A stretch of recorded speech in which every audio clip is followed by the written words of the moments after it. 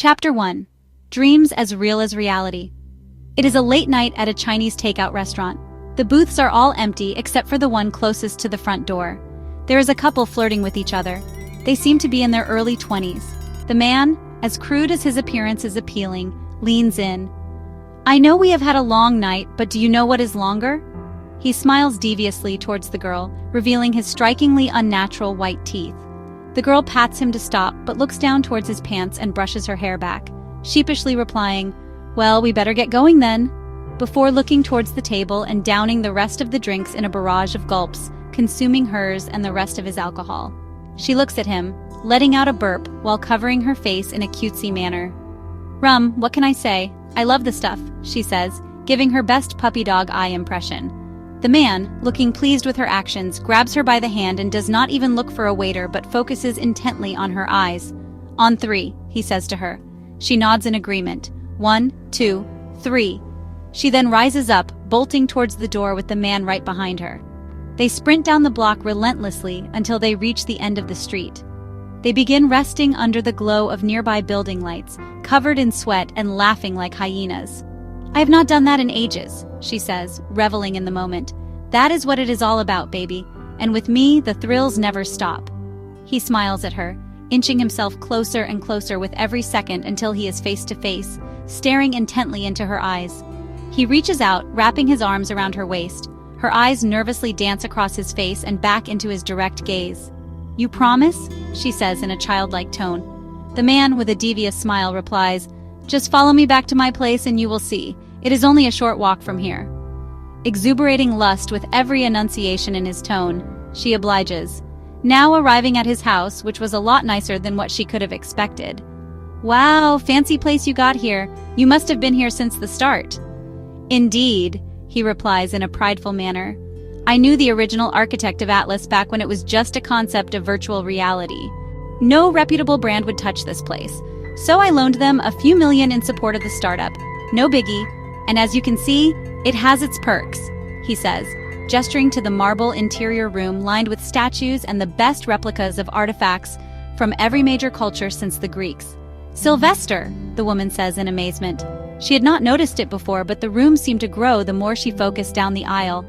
"Yes, Sina," Sylvester wonders aloud. "The room, it seems infinite. I have never seen anything like this before. Can I have a tour of it? Is that a real pirate ship? No way.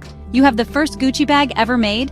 She rapidly fires out one after another, overwhelming Sylvester in her giddiness.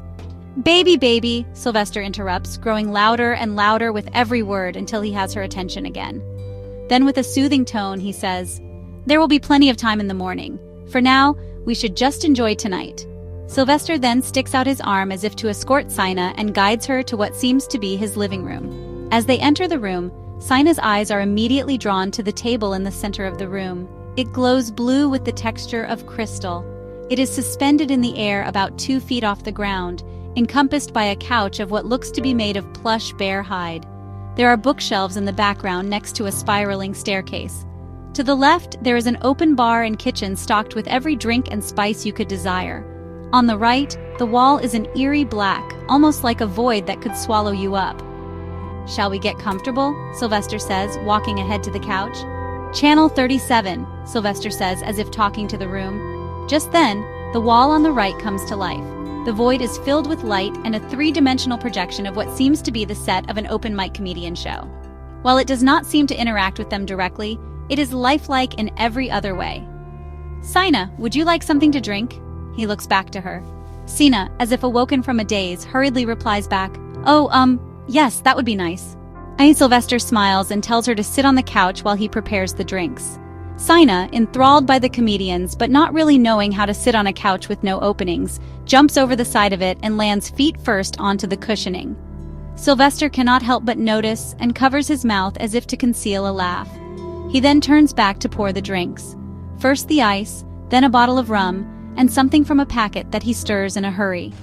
When he is done, he sets the drink on a silver platter and carries them one-handedly to the couch portion where Sina is sitting.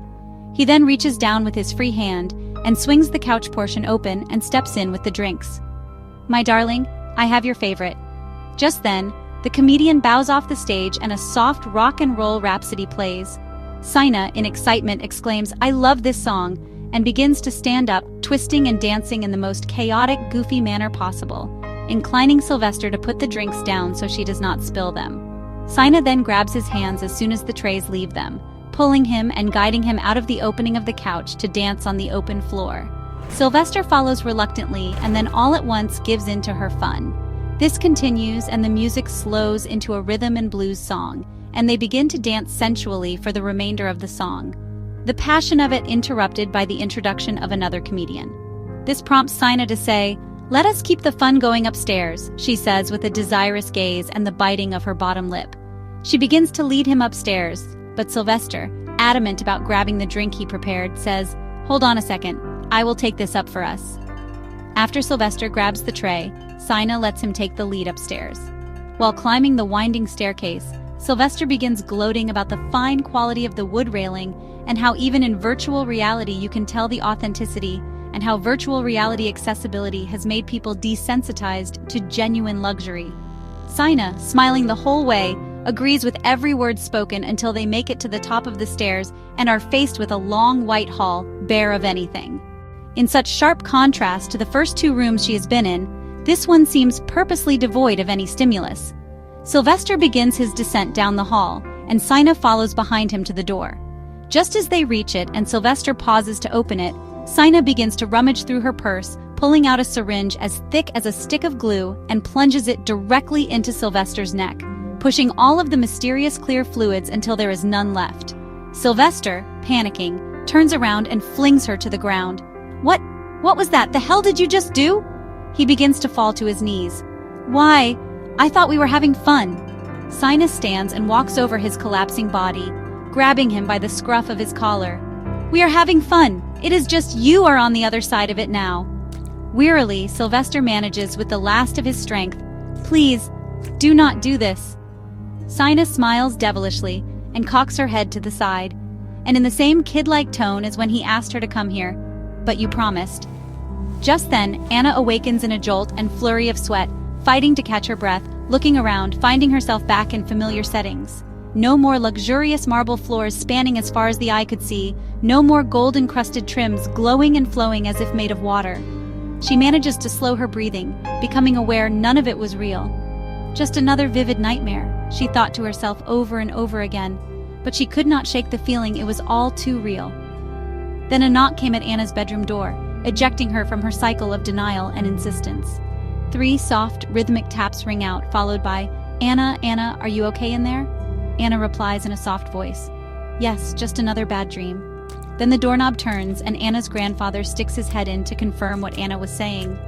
Anna, visibly still shaken from her dreams with tears rolling down her face, sits up to meet the gaze of her worried grandfather, who does not hesitate once he realizes the gravity of the situation. He opens the door and comes in to sit beside Anna, offering her comfort while her eyes well and she fights back tears.